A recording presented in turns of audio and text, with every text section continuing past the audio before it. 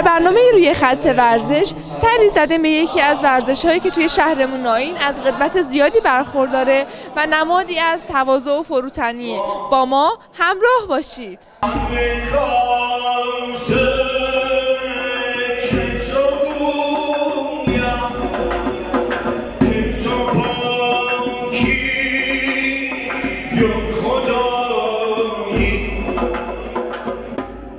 بندعلی ناینی هستم، رئیس هیئت باستانی و کشتی پهلوانی شهرستان ناین، مدیر و مرشد زورخانه پوریای ولی شهرستان ناین. ورزش برمیگرده قدمتش به 700 سال پیش، یعنی سده 7 خورشیدی که این ورزش توسط شخصی به نام محمود که بعدا مشخص شد این شخص محمود پوریای ولی بود. سید کائنات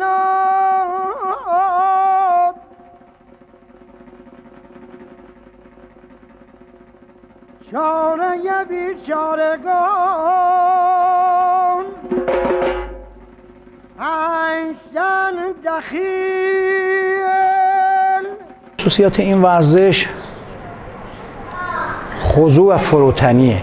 یعنی چرا خضوع و فروتنی میگن؟ به دلیل اینکه تمام شعرهایی که مرشد یا همون کسی که مشرف برگو داره مرشدی میکنه در مدح علی و اولاد علی هستش که خلق و خوی ورزشکارا عوض میکنه.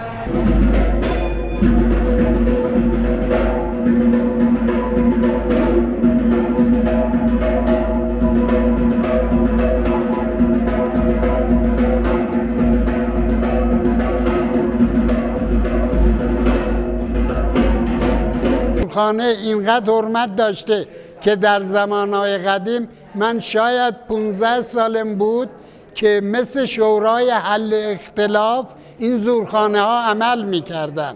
یعنی اگر کسی با خانواده مشکلی داشت یا یه بیچاره‌ای تو محل بود، این ورزشکارا به عنوان گلریزان خودشون از قدیم الایام کمک میکردن.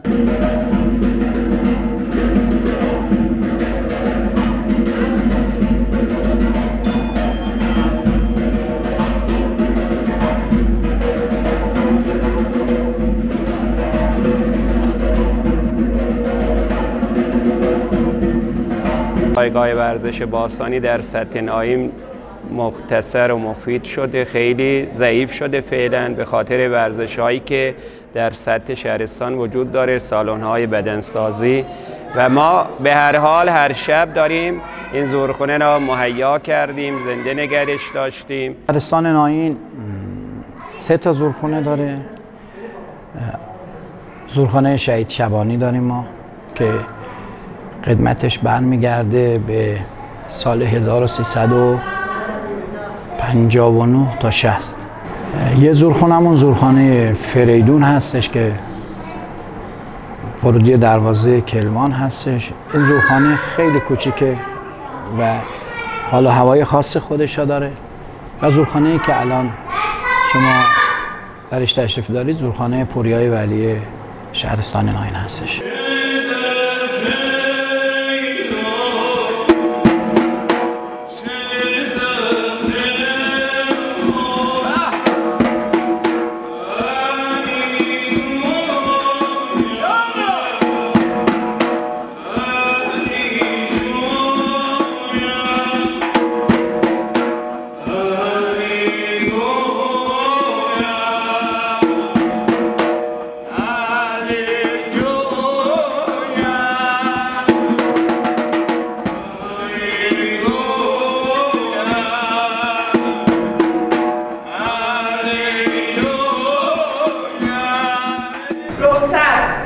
خدا فرصت. آقای بندعلی لطفاً در مورد جایگاه مرشدی برامون توضیح بدین و بگین که چه شخصی و چه کارهایی انجام میده. بله، از شاید خدمت شما که مرشد کسیه که اون بالا پشت، البته جایگاه سردمی جایگاه خاص خودشو داره. همه کس این اجازه رو نداره بره بشینه تا یه ورزشکار 6 دنگ نباشه و بعد دنبال این حرفه نباشه نمیتونه بره، یعنی نمیتونه که انجام بده. چرا که باید یه مرشد باید بره اون بالا روی اون سردم بشینه، 6 دنگ حواسش به گود باشه، مسلط به گود باشه، مشرف به گود باشه، ببینه کدوم ورزشکار امشب سرحال و سرچنگ، با اجازه مرشد اون اجازه رو مرشد به اون ورزشکار بده، بگه که شما امشب همت کنید و میونداری گودا مثلا در قسمت خمگیری یا خمیرگیری انجام بدید، یا اون ورزشکار بعدی شما امشب در قسمت میلگیری بفرمایید و میلا بگیرید.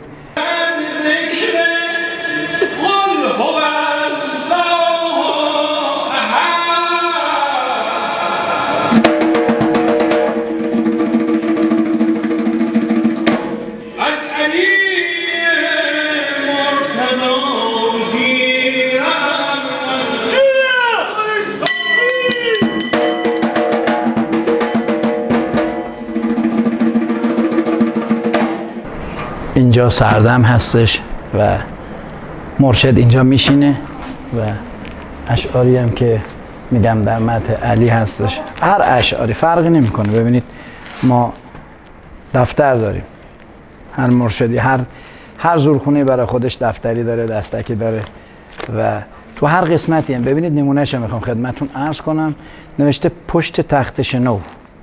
خب باره مثلا پشت تخت شنو ابیاتش اینا هستش، اینا مثلا نوشته شده. یا عرض شود خدمت شما که خود شنو یه نوع شعری داره، مثلا میگه که اینجا الهی به مستان میخانه ات، به عقل آفرینان دیوانه ات. شعر برای هر قسمتش که بدون شنو پشتش به حساب تخت شنو، بعد نرمش های خمگیری. ببینید نرمش ها، دوباره میگم سر وقت نرمش ها، 1 40 40 تا 9 30 8 30 7 30 6 30 5 30 4 30 1 30 2 30 3 4 30. بعد اینجور میاد تا پایین که دیگه میره روی 9 و 8 و 7 و 6 و اینجوری هستش. و یه چیزی هم من باید خدمتتون عرض کنم راجع به این کاسه‌ای که اینجاست که اکثرا توی زورخونه‌ها این خیلی این کاسه جالبه بدونید، خیلی ها نمیدونن این کاسه ها رو.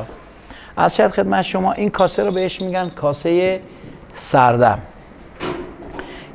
الان هم هست تو تمام زورخونه‌ها این کاسه هستش.